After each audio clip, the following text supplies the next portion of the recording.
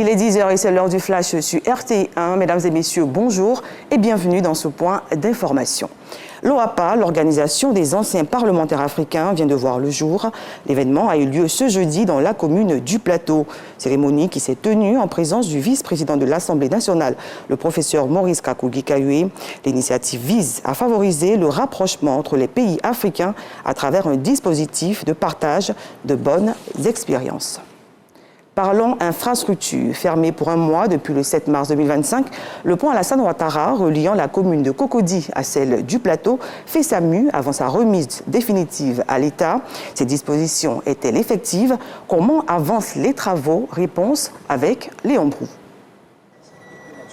22h ce vendredi 14 mars, le pont Alassane Ouattara entre les communes du Plateau et Cocody fermé pour ouvrir lundi à 6h du matin, le temps du nettoyage du pylône. Cette nuit, on s'active pour la mise en place.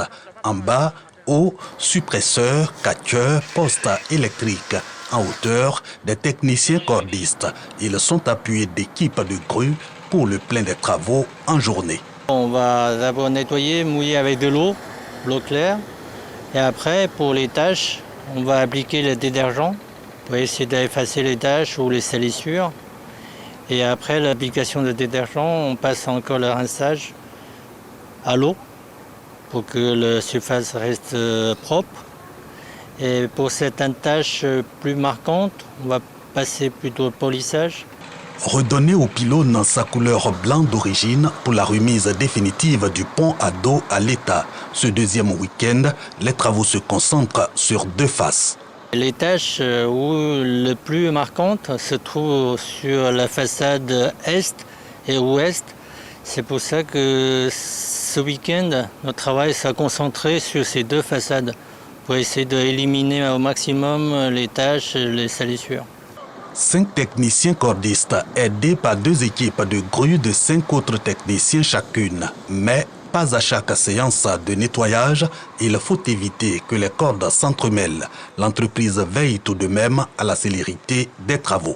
On pense qu'il n'y aura pas de souci pour la réouverture de circulation du pont au public, même s'il reste encore des finitions, mais ça sera en dehors de le gabarit de circulation et ça ne gênera pas la circulation.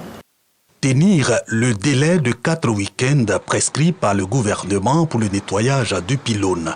109 mètres au-dessus de la lagune, 30% le taux de réalisation que l'entreprise entend doubler au terme de cette deuxième période de travaux.